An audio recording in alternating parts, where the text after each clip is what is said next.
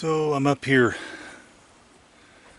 on Tellico hiking the shoreline, and I wanted to talk about Mike the Rancher. Now, Steve Isdahl had me contact Mike, who, sorry about that, Mike had me contact Mike, who owns a large ranch, and he was having issues with a Sasquatch that he couldn't get resolved. And so it's been late 2019, I guess, that Steve forwarded me his email and asked me to reach out to him and see if I could help him. And basically, he had a situation, or he had a piece of large, he had a situation where he had a large ranch and in Colorado, and he both raised cattle and farmed it, and he also guided for hunts.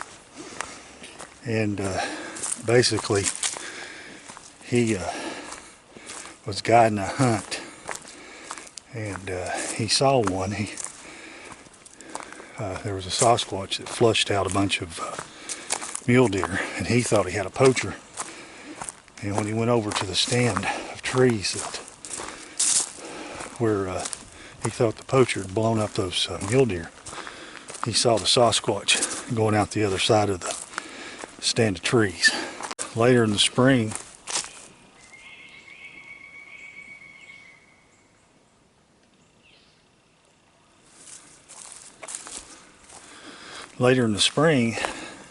when he opened up the cabins, his hunting cabins back up, they'd all been damaged. The doors torn off, hinges and stuff thrown all over the place, the inside trashed. So the Sasquatch were giving him a lot of trouble, and then they started coming around his home. They started doing things around his ranch, his farmhouse. They turned over the chicken coop, stole all his chickens. They were doing all kinds of bad things like that, and his children were seeing them, and he, as soon as he'd leave the ranch and leave somebody there alone, they'd start acting up. So he asked me, what can we do about it? Well, we tried the conventional means. We tried trail cameras and motion sensor lights, etc. And Mike said that they just snuck up on the cameras and smashed them to bits. And they thwarted basically everything conventional we tried to do, and continued to raid his property, take horse feed, etc. So I went to the next step, which was rebuking in the name of Jesus, thinking that in this situation, hopefully that would work, because it had worked before every time I tried it. So he did that.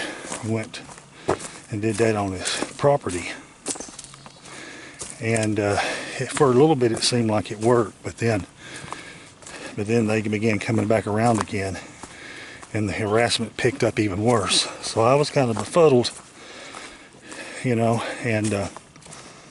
why it wasn't working, and it had been the first time that it hadn't worked.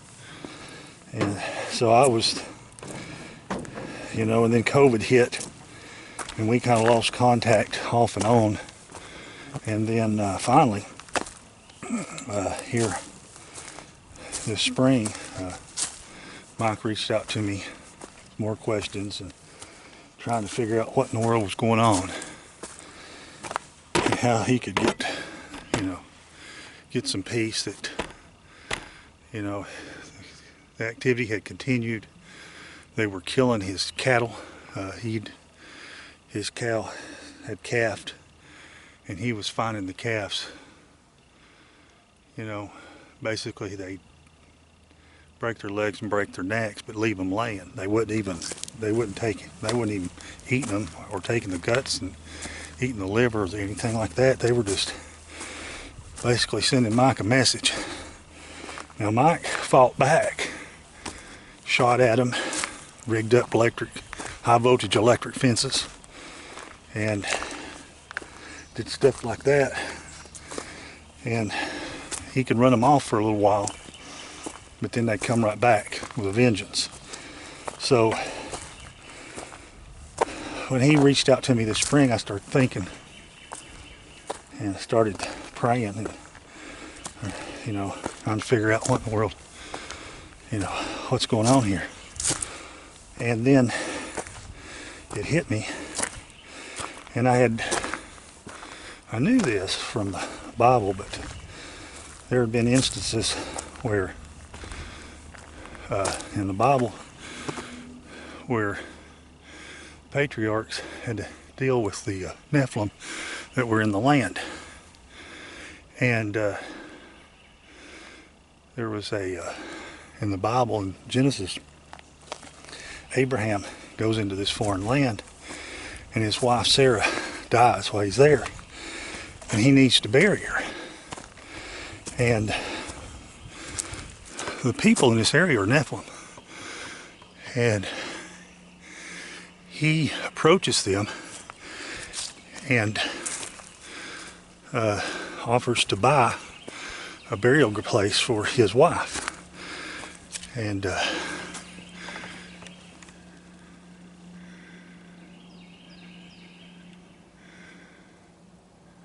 so they agree to a fair market value price. He pays for the field and the area around it and the cave, and he buries his wife there. But he approached them and asked them and gave them due respect, because they owned the property. It was their property, and he respected those property rights. And I'm fine, you know, that's a biblical principle. Even the fallen angels are given respect by the angels that didn't fall, the good angels. So basically, Gabriel and Michael won't speak ill of Satan. They respect his position, his rank, even though he's fallen. So there's a time and a place.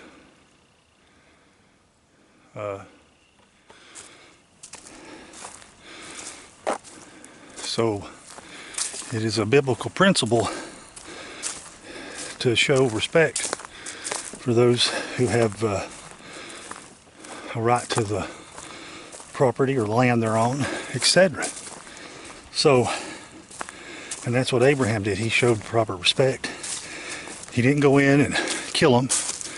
He didn't go in and rebuke them and try to run them off their land. He dealt with them and on honest footing, and he respected their rights, and he purchased the land. So I started thinking about that, and I'm thinking, you know, in a phone conversation, Mike had mentioned that they had stopped coming to the house and were now just throwing firewood at the house, but they had stopped coming up to it. And I thought that was interesting, that the rebuking was partially working. It was keeping them, you know, kind of at bay back from the house, but it wasn't stopping them from the general area all over the ranch and destroying, you know, his property. So I got to thinking that, you know, these Sasquatch have probably been on this ranch for multiple generations, probably even longer than Mike's family's owned the land. So they were already here. They had first right of property. This is their territory. And Mike, you know, You know, he owns the property. The Sasquatch don't see it that way. You know, this was their land. This is their territory. And he was being aggressive towards them. And I think they were just kind of showing him that they were not very happy with the fact that he wasn't showing them proper respect. And that, you know, you come on our land and you throw a spiritual battle at us when we, you know, this is our land. So I told Mike, I said, let's try this biblical principle here, and let's see if we can make peace with them. So let's see if we can, you know, in good faith, in strength, go talk to him. I told him to go out areas around his ranch. I said they'll know, they'll watching the ranch house anyway. And you go, and said be firm and be direct with them, but be respectful, and you know, just, you know, talk to them, be honest, tell them, look, you know, I can't continue to suffer these losses. You know, you're killing my cattle, you're stealing my chickens, you know, turning the coop over, killing everything, stealing food, terrorizing my family. You know, let's make peace. You know, I understand this is your land, this is your territory, and you know, out of respect for that, you know, I told him, you know, let them have some chickens. Tell them they can, you know, when times are lean and they need some food, it's okay to take take some chickens. It's okay to, you know, take some dog food, or it's all okay to take some feed. Or, you know, I said make an arrangement where if they're in need of something, they'll tell you by putting a rock on the top of a fence post or whatever, and then you can go out to that location and leave them some food, and that way you can broker a peace deal. You know, I'm not going to shoot at you and electrify, you know, with 120 volts my property around here. If you'll and I'll help you out in the wintertime when things are lean, if you'll you know, respect my property rights here and not kill my stuff. So Mike said he'd do that, and he did. And I'll read the email, probably do a two-parter. This will be part 1 and part 2. I'll read the emails. But he actually went ahead and took peace offerings to him. Now, a lot of my Christian brothers and sisters are going to go, oh, you're not supposed to pay homage to the Nephilim, etc. And that's not what I told him to do. I didn't tell him to give him gifts. I didn't tell him to pay homage to him. I told him to broker a deal, a peace agreement. And, you know, you want peace, and you got something they want, so you make the fair exchange. And easement on that property and no harassment for the exchange of respect, and when needed, you know, food and whatever, just like Abraham bought the property. So he wasn't paying the Nephilim in that area any homage or anything. He was dealing with them fairly. It was their property, and he paid for it. He bought it from them. And so the same thing with Mike. You know, he was dealing with them in their territory, and they'd been on that property, and they had the right of dominion over it. So he brokered a peace deal. So don't be writing me no emails telling me that I'm, you know, making deals with the devil or that sort of thing. They're only, they're a people, a human hybrid, and, you know, they have certain rights. and you know, those have to be respected regardless of the situation and what they are. So anyway, so Mike wrote me back and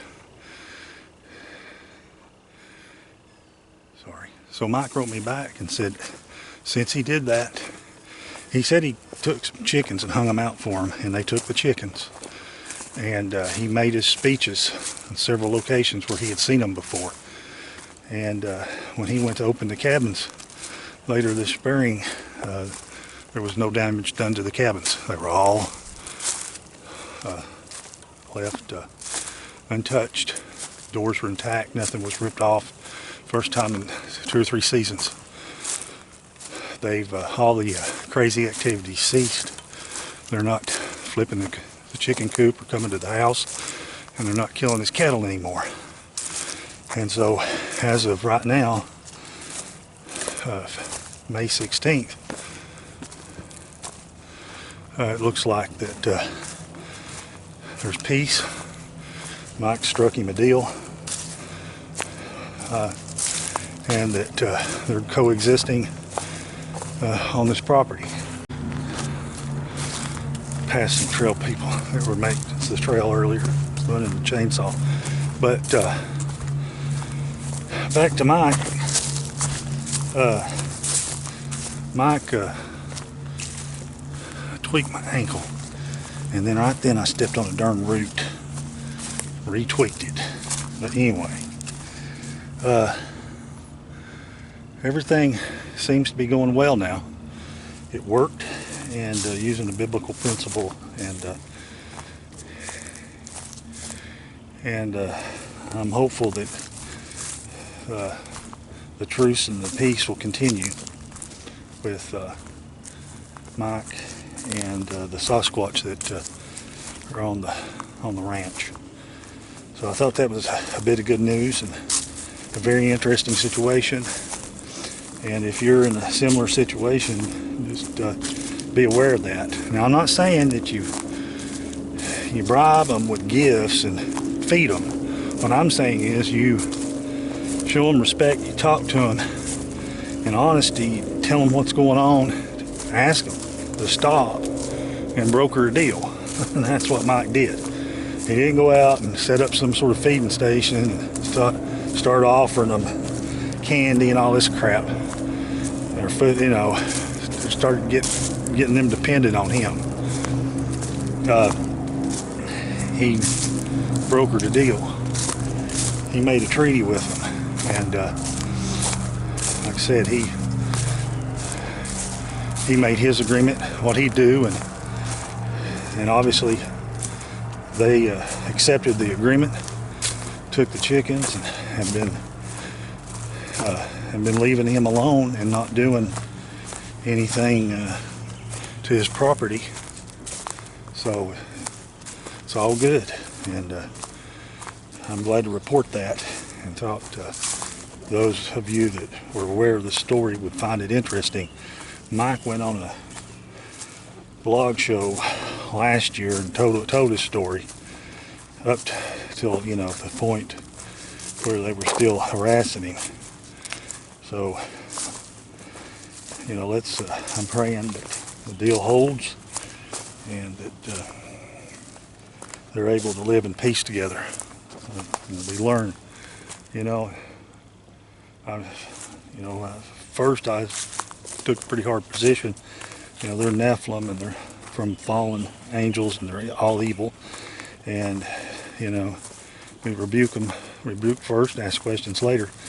But I'm learning, you know, through study of the Bible and how they were dealt with depending on the situation. Every situation's different, and you can't, you know, and so you have to be smart, use common sense. But in certain conditions, the Nephilim were dealt with, you know, one way, and in others, you know, a different way. It just depended, and also depended on what the commands were from God.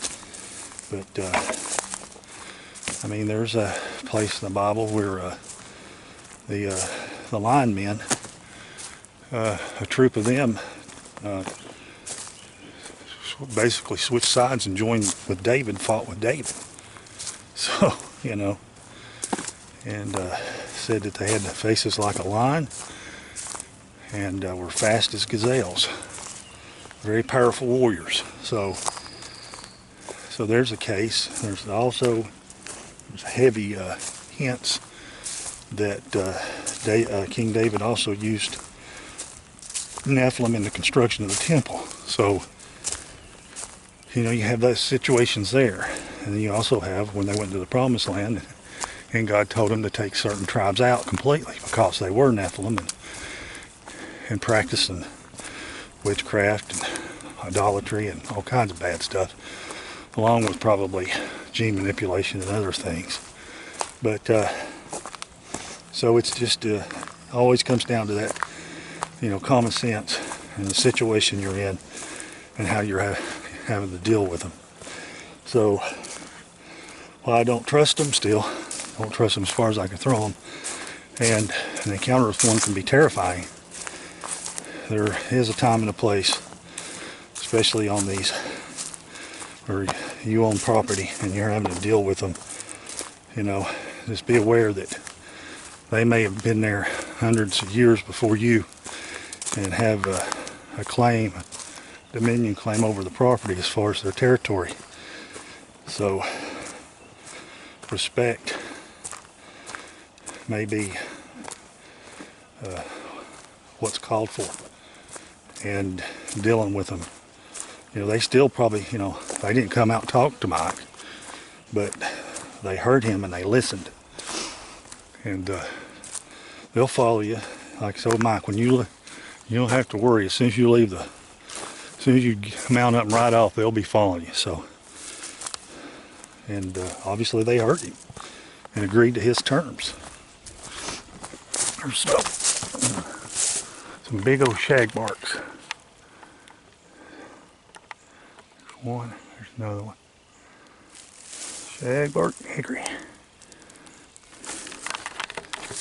Anyway, I gotta nurse this ankle or I'm gonna freaking be laid out here and calling my son to come get me. I keep rolling it over the top of these darn roots, trying to talk to the camera. Anyway, well, there's the update on Mike the Rancher. And like I said, in part 2, I'll get the emails, because the email string is interesting, and just read you verbatim what our exchanges were. Alright guys, y'all have a good one, and be safe and be careful out there.